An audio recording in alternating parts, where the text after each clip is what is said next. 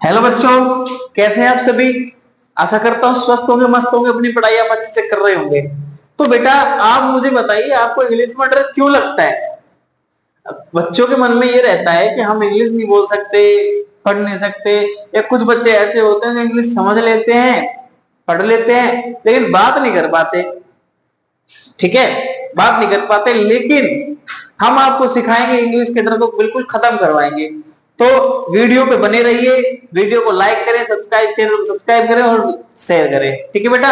अगर एक रिक्वेस्ट और आपसे करता हूं मैं, अगर आपको मेरी वीडियो पसंद नहीं आ रही है या आपको समझ में नहीं आ रहा, तो बेटा पहले फर्स्ट टाइम आप वीडियो को खत्म करें, वीडियो पे ना रहें। जो वहां पे आपको ज्यादा अच्छा लग रहा है, जहां पे आपको ज्यादा पसंद आ रहा है पढ़ना, जहां पे आपको समझ में आ रहा है, वहां जाइए, वहां पढ़िए। बाकी मैं तो आपके लिए पूरी कोशिश करूंगा कि आपको क्लियर हो टॉपिक, और एक टॉपिक को मैं दो दो तीन दिन में खत्म करूंगा, ताकि अच्छे से अच्छे समझ में आए आपको। क्या अच्छे से अच्छे समझ में आए। ठीक है। तो उसमें क्या रहेगा कि मैं जल्दी जल्दी एक टॉपिक को खत्म नहीं करूंगा। इसलिए नहीं करूंगा तो भाई मैंने एक बार खत्म कर दिया, बच्चे के समझ में नहीं आया, और धड़ल्ले से मैं आगे बढ़ते चला जा रहा हूँ, आगे बढ़ते चला रहा हूँ, टॉपिक खत्म नहीं, वो सब मैं बिल्कुल नहीं करूंगा। अच्छे से समझाऊंगा। किसी बच्चे को जल्दी है तो वो मुझे वैसा बताए, उसके लिए अलग से क्लास स्टार्ट कर दी जाएगी। ठीक है बेटा।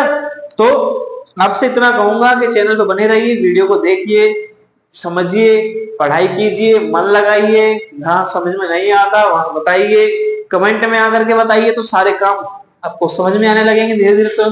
तो बेटा आज हम क्या पढ़ेंगे, आर्टिकल दा के बारे में पढ़ेंगे। क्या पढ़ेंगे, आर्टिकल दा के बारे में पढ़ेंगे। अभी तक हमने क्या पढ़ा था, ए और एन पढ़ा था। क्या पढ़ा था, ए और एन पढ़ा था। तो बेटा ए और एन में हमने क्या पढ़ा था, सबको पता है, पढ़ा चुका हूं एक बारी में। मुझे जल्दी से आकर के वीडियो में बताओ कमेंट में कि ए और एन क्या होता है, फिर मैं आपको बताऊंगा कि अगला क्या होता है। अरे भाई हम भी तो जानेंगे हमारा बच्चा क्या सीख रहा है हमसे। ठीक है बेटा।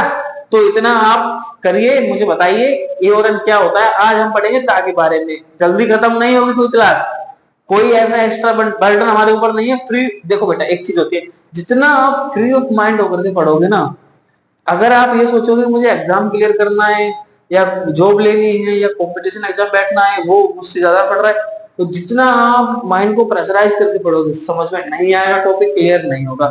लेकिन आप ये सोचोगे मुझे नॉलेज गेन करनी है, मुझे पढ़ना है, मुझे सीखना है, लेकिन देखो माइंड सेट करना पड़ता है अपना। माइंड सेट आपने किया, एक माइंड सेट आपने किया भाई मुझे पढ़ के बस जॉब लेनी है, क्लियर।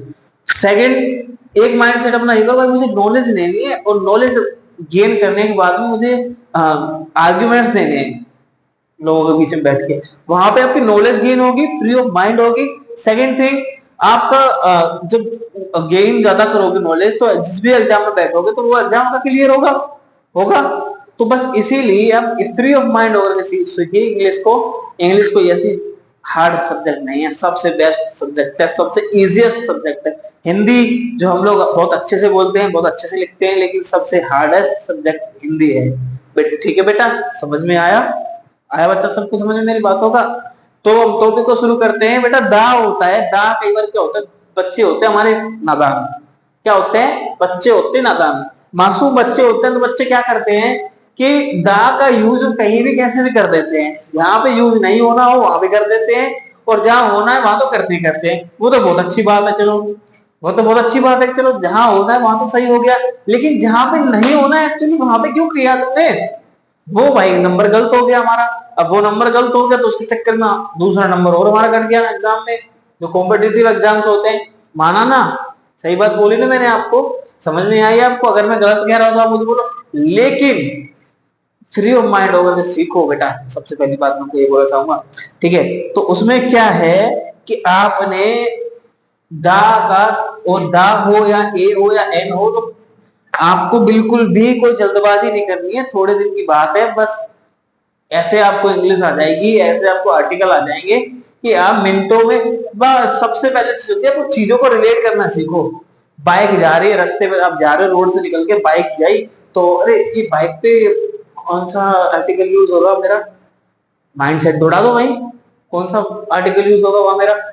बस निकल के गई, स्कूल पहुंच रहे हो, कॉलेज पहुंच रहे हो, आर्टिकल बना दो वहीं की वहीं, मेरा कौन सा आर्टिकल यूज होगा। स्कूल जा रहे हो, I am going to school, चलते फिरते इंग्लिश बोलो, क्यों नहीं समझ में आएगी? क्यों नहीं आएगी आपको? चीजों को रिलेट करो, गलत होगी, हम जैसे टीचर्स बैठे हुए ना उस चीज को सुधारने के लिए, तो चीजों को रिलेट करो, ट्राई करो, फिर आपको अपने आप आएगी इंग्लिश। कुछ वर्ब्स होती है उनकी मीनिंग आपको अच्छे से याद होना चाहिए, तो बहुत अच्छे क्लियर तरीके से क्लियर हो जाएगा आपको इंग्लिश का। ठीक है, तो दा का यूज हमें कहीं भी कैसे भी नहीं करना है, सोच समझ के करना है, वो हम आपको बताएंगे कैसे करना है। ठीक है, तो दा का आर्टिकल कैसे यूज होता है? दा आर्टिकल कि बेटा उसमें हमें जो चीजें, या तो किसी की चीज पहले बात हो चुकी है पास्ट में, किसी भी चीज की बात पहले हो चुकी है, या कोई भी चीज प्री डिफाइन है, कोई भी चीज प्री डिफाइन है जिसकी बात हमने पहले कर चुके हैं, या जो चीज पहले व्यक्त हो चुकी है। ठीक है, जो चीज निश्चित है, डिफाइंड है, निश्चित है, या जिसकी बात पहले हो चुकी है, उसके लिए हम क्या करते हैं? दा। एक यूनिवर्सल ट्रूथ जो होता है, क्या होता है? यूनिवर्सल ट्रूथ, जिसे हमारी जो बुक्स आती हैं, जो अपनी ये बुक्स हैं, द रामायण, महाभारत, तो इनके आगे भी यह दा लगता है कि भाई जो रामायण और महाभारत तो यूनिवर्सल ट्रूथ हो गए ना। क्या हो गए? यूनिवर्सल ट्रूथ हो गए, तो इनके आगे भी हमारा जो कभी मिट नहीं सकता उसके आगे, मतलब कहने का ये है कि जो मिट नहीं सकता यूनिवर्सल सत्य है, वो तो मानते हो इस चीज को, तो वो चीज हमारी हो गई दा, वहां दा हमारा यूज होगा। ठीक है, कैसे होगा दा? जब भी कोई चीज प्री डिफाइंड होती है तो उसके लिए हम दा का यूज करते हैं। क्या करते हैं? दा का यूज करते हैं। कैसे करते हैं आप वो समझाएंगे। आई फाउंड अ बैग, मुझे एक बैग मिला। I found a bag, the bag contain, क्या कंटेन है? कोइन। क्या कंटेन है बैग के अंदर? कोइन, कोइन है। ठीक है, क्या है? कोइन है। क्या है? कोइन है। कोइन किसको बोलते हैं? सिक्के को बोलते हैं। तो इसकी क्या विशेषता हो गई? क्या विशेषता हो गई? क्या कहा था मैंने? प्रीडिफाइन है। क्या कहा था? प्रीडिफाइन है। सेंटेंस के अंदर प्रीडिफाइन क्या है? सॉरी बेटा, गलती हो गई, द बैग आएगा। ठीक है, क्या डिफाइन है? द क्या डिफाइन है हमारा? यहाँ बैग डिफाइन है। मैंने ऊपर क्या कहा था? जो चीज प्री डिफाइन है उसके आगे हम द यूज करेंगे। क्या यूज करेंगे? द यूज करेंगे।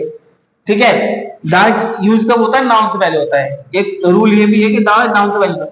भाई देखो, आई फाउंड, मुझे एक बैग मिला। ठीक है, तो उसकी विशेषता क्या हो गई? उसकी डिफाइन क्या हो गई? बैग। तो यहाँ बैग आ गया, बैग के आगे हमने ये लगा दिया द। क्या लगा दिया? द। क्या लगाया? द। कैसे लगाया? प्री डिफाइंड चीज के आगे, क्योंकि यहाँ पे हमने ये चीज डिफाइन कर दी ना, आई फाउंड ए बैग, भाई मुझे एक बैग मिला। क्या मिला? बैग मिला। लेकिन वो बैग, उस bag, the bag contain a coin, the bag contain a coin, तो हमने यहाँ उसकी बता दी, डिफाइन कर दिया, तो यहाँ उसके आगे हमारा लगेगा दाम। समझ में आया? नहीं समझ में आया? नहीं आया तो मुझे, जिसको समझ में नहीं आया वो मुझे बता सकता है। ठीक है, समझ में आ गया होगा आपको भाई? नहीं आया हो तो मुझे बता दो। ठीक है, नहीं आया हो तो मुझे बता सकते हो, लेकिन इतना आपको समझ में आ गया होगा। आगे बढ़े, आगे बढ़े बेटा। ठीक है, अगर आपको इतना समझ में नहीं आया हो तो मुझे बताओ। आ गया? क्लियर है? Have you clear?